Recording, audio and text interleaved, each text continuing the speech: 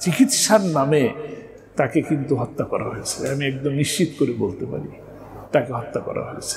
নিশ্চিত করে বলতে পারি এই কারণে বলি, কারণ একটা মানুষের হার্ট অ্যাটাক হয়েছে, সেই হার্ট অ্যাটাকের পেশেন্টকে আপনি 7 ঘন্টা ঢাকা শহরের জ্যামের মধ্যে ঘুরেছেন, এরপরে তাকে হাসপাতালে নিয়ে আসছেন, তখন তিনি একটা মিষ্টি মধুর এর থেকে প্রশান্তির হাসি আর কে দিতে পারে? তিনি সেই রকম একটা হাসি দিচ্ছেন, হাসি দিয়ে সকলকে সালাম জানাইছেন এবং তিনি ভালো আছেন সেই কথা বলছেন। তারপরে হাসপাতালে ভর্তি হয়েছেন, হাসপাতালে ভর্তি করালেন, আপনি নিয়ে গেলেন হাসপাতালে, পরিবারের কারোর সাথে সাক্ষাৎ করার সুযোগ দিলেন না, তারপরে তাকে হঠাৎ করে জানালেন যে তিনি নাই। তো এখন এতে তো বোঝা যায় এর মধ্যে কোনো ষড়যন্ত্র আছে, সেই হিসাবে বলবো। এবং আরও একটা জিনিস, ডাক্তার মোস্তফা জামান, খুব সম্ভবত এরকমই নামটা হবে, তো মোস্তফা জামান সে যে স্টেটমেন্টগুলো দিছে, সেই যে স্টেটমেন্টগুলোই প্রমাণ করে যে সে এটার সাথে, এই হত্যার সাথে সে জড়িত কোনো না কোনোভাবে, পরোক্ষ প্রত্যক্ষ যেভাবেই বলেন। এবং সে নিজের থেকে থানায় গিয়ে জিডি করতে গেছে নিজের জীবন রক্ষা করার জন্য। তার মানে চোরের মন পুলিশে গেছে তার কাছে নিজেকে গার্ড নেওয়ার জন্য।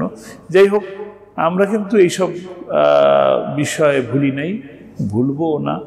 আল্লাহ তাআলার কাছে বিচার দিছি, আল্লাহ তাআলা এই বিচার অবশ্যই করবেন, দুনিয়ার মাটিতেই হবে ইনশাআল্লাহ।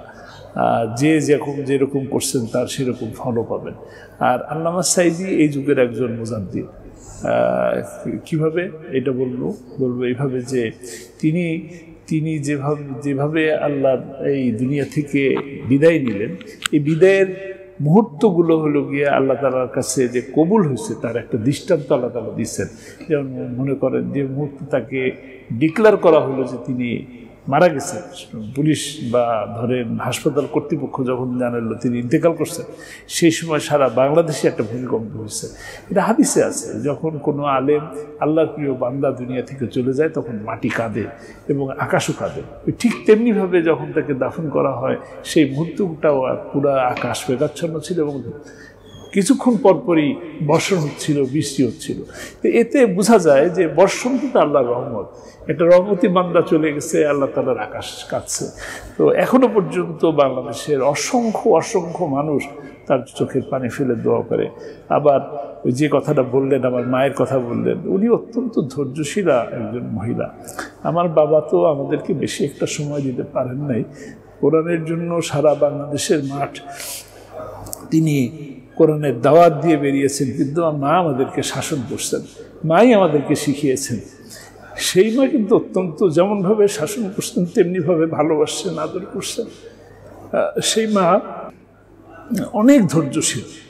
এই কারণেই বলি যে ধৈর্যশীল এবং বিচক্ষণ, সব দিকেই তার নজরও আছে। আলহামদুলিল্লাহ, সব দিকেই তার নজর আছে। তিনি মনে করেন যে তার জীবদ্দশায় আমার বড় ভাইকে হারিয়েছেন, আমার বাবা চলে গেছেন, তিনি অপেক্ষায় ছিলেন যে আমার বাবা ফিরে আসবে। তো পরিবারে আরো অনেক হারিয়েছে। আমার ভাবিও চলে গেছে, আমার বড় ভাই তিনিও দুনিয়া থেকে চলে গেছেন, আমার ছোট চাচা, আমার মায়ের একমাত্র ছোট ভাই মামা, তিনিও চলে গেছেন।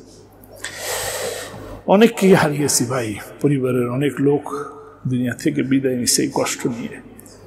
তো জুলুমের শেষ হয়েছে মনে হয়, হয়তোবা জুলুমের শেষ হয়েছে। আল্লাহ তাআলা আমাদেরকে প্রশান্তির নিঃশ্বাস নেওয়ার, শ্বাস নেওয়ার, প্রশ্বাস নেওয়ার সুযোগ করে দিচ্ছে। আমার ভাইরা যারাই আমার কথা শুনবেন সকলেই সেজদায় যে আল্লাহ শুকরিয়া আদায় করতে হবে যে আমরা একটা সুন্দর পরিবেশ ফেরত পেয়েছি। সামনে পরীক্ষা আসবে, তবে এরকম হবে বলে মনে হয় না। আল্লাহ তাআলা ছোট ছোট পরীক্ষা অবশ্যই নেবেন, কিন্তু সেই পরীক্ষাও যেন আমরা সুন্দর মতন উত্তীর্ণ হতে পারি, সেই তৌফিক যেন আল্লাহ তাআলা আমাদেরকে দান করেন। আল্লামা সাঈদী চলে গেলেন প্রায় 1 বছর, সারা দুনিয়াতে তার যত